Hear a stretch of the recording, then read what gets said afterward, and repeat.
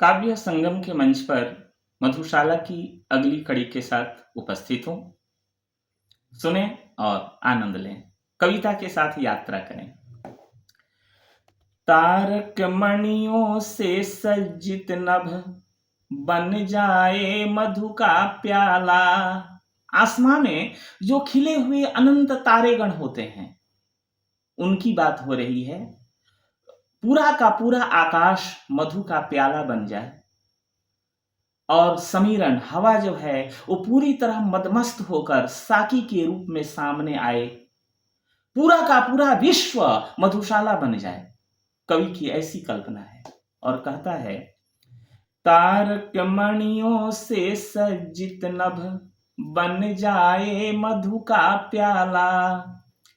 सीधा करके भर दी जाए उसमें सागर जलहाला। मत समीरण साकी बनकर, मत समीरण साकी बनकर अधरों पर छलका जाए।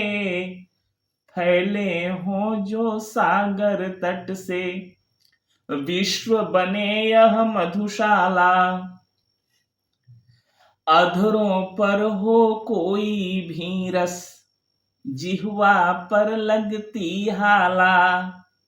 भाजन हो कोई हाथों में लगता रखा है प्याला। हर सूरत साकी की सूरत में परिवर्तित हो जाती। आंखों के आगे हो कुछ भी, आंखों में है मधुशाला।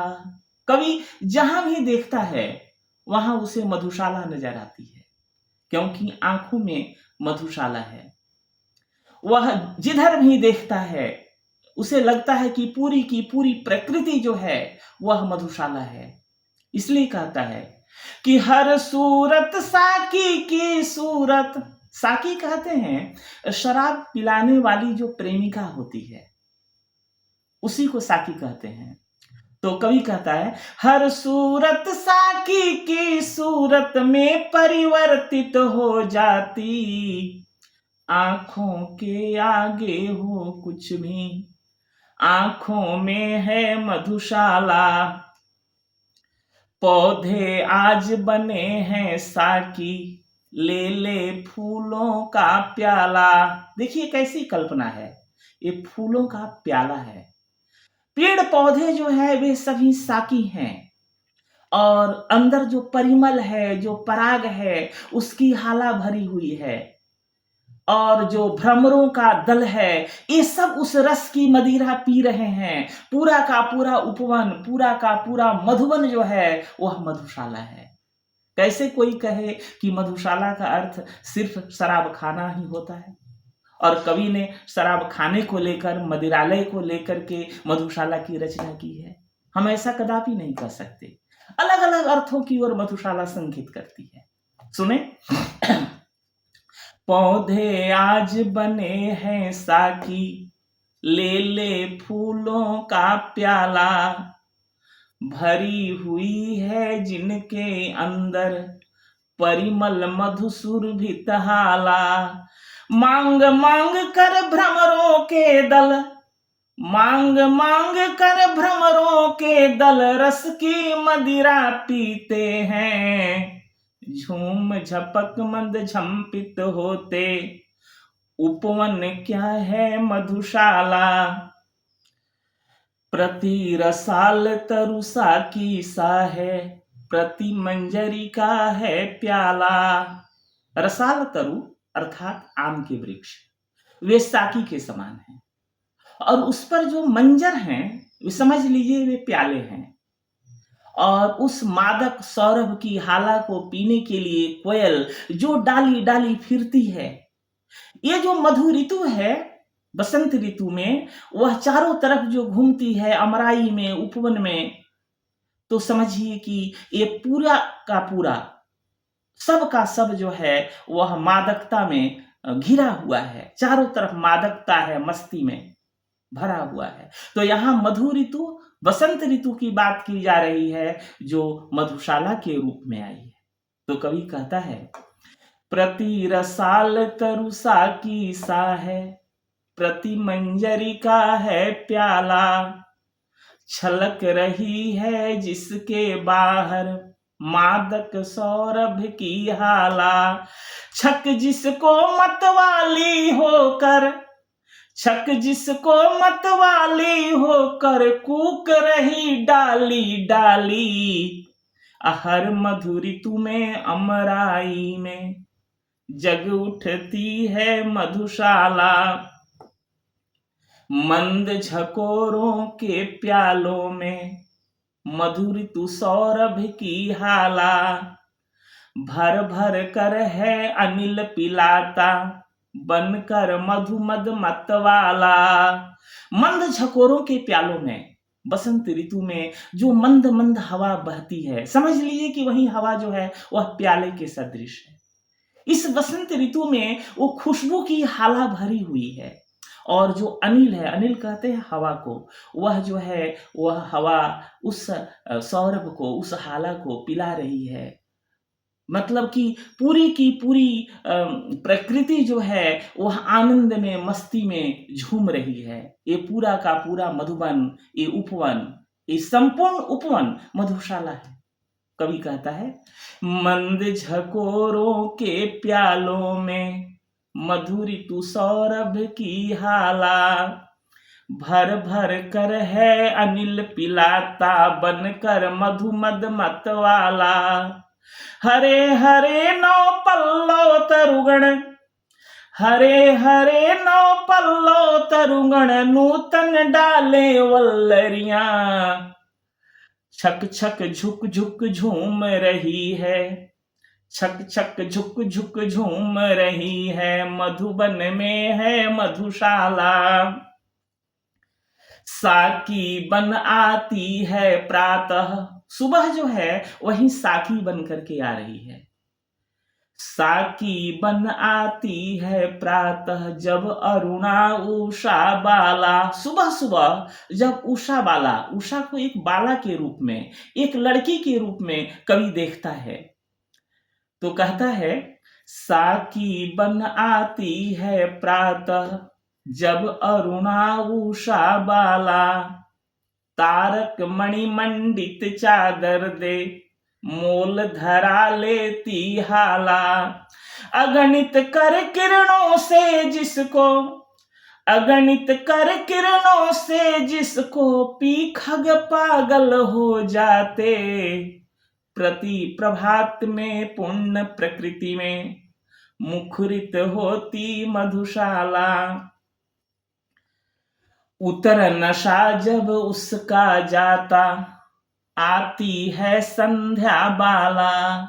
यहां संध्या को बाला के रूप में दिखलाया गया, एकदम मानवीकरण अलंकार है। देखिए, उतर नशा जब उसका जाता, आती है संध्या बाला। बड़ी पुरानी बड़ी नशीली, नित्य ढला जाती हाला। जीवन के संताप शोक सब, जीवन के संताप शोक सब इसको पीकर मिट जाते। सुरा सुप्त होते मद लोभी, जागृत रहती मधुशाला। जो मद लोभी हैं, जो मधु पीकर मतवाले हो जाते हैं, वे सुरा पीकर सुप्त तो हो जाते हैं। जीवन के जो भी संताप है, कष्ट है, शोक है, व्यक्ति उसे भुला तो देता है। सारे संताप कुछ देर के लिए नशे में मिट जाते हैं, लेकिन मधुशाला जो है वह जगी रहती है, वह नहीं सोती है। तो कवि कहता है कि जीवन के संताप शोक सब इसको पीकर मिट जाते। सुरा सुप्त होते मद लोभी, जागृत रहती मधुशाला। अब इस छंद में पूरी रात्रि को कवि ने एक मधुशाला के रूप में देखा है, और कहता है कि जो अंधकार है वह मधु विक्रेता है, वही सुंदर मधु विक्रेता है। जो शशि बाला है, चांद को एक लड़की के रूप में कवि देखता है, जबकि चांद के जितने पर्यायवाची शब्द होते हैं सभी पुल्लिंग होते हैं। चांद स्वयं पुल्लिंग शब्द है, लेकिन कवि उसे शशिबाला कह करके संबोधित करता है, कहता है, अंधकार है मधु विक्रेता, सुंदर साकी शशिबाला, किरण किरण में जो छलकाती, जाम जुन्हाई काला। जुन्हाई कहते हैं चांद के प्रकाश को, अर्थात चांदनी को। तो जो शशिबाला है वह किरण किरण से प्रकाश छलका रही है, जाम छलका रही है, जिसको पीने के बाद चेतनता खो जाती है लोगों की। तो ऐसी स्थिति में देखिए क्या कल्पना है कवि की। अंधकार है मधु विक्रेता, सुंदर साकी शशिबाला, किरण किरण में जो छलकाती, जाम जुन्हाई का आला, पीकर जिसको चेतनता खो, पीकर जिसको चेतनता खो, लेने लगते हैं झपकी, तारक दल से पीने वाले, रात नहीं है मधुशाला, किसी और मैं आंखें फेरूं। कवि कहता है कि मैं जिधर भी देखूं उधर मधुशाला ही मधुशाला है।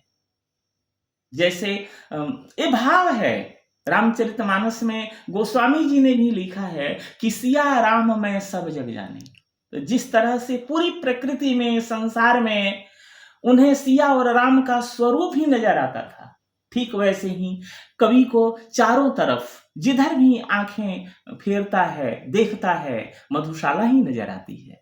तो क्या कहता है, किसी और मैं आंखें फेरूं, दिखलाई देती हाला, किसी और मैं आंखें फेरूं, दिखलाई देता प्याला, किसी और मैं देखूं मुझको, किसी और मैं देखूं मुझको, दिखलाई देता साकी, किसी और देखूं दिखलाई पड़ती मुझको मधुशाला, साकी बनकर मुरली आई। देखिए श्री कृष्ण जो नटवर नागर, प्रेम के सबसे बड़े देवता, मुरली को जब अपने होठों पर लेते हैं तो उस मुरली की नशा में वे झूम जाते हैं।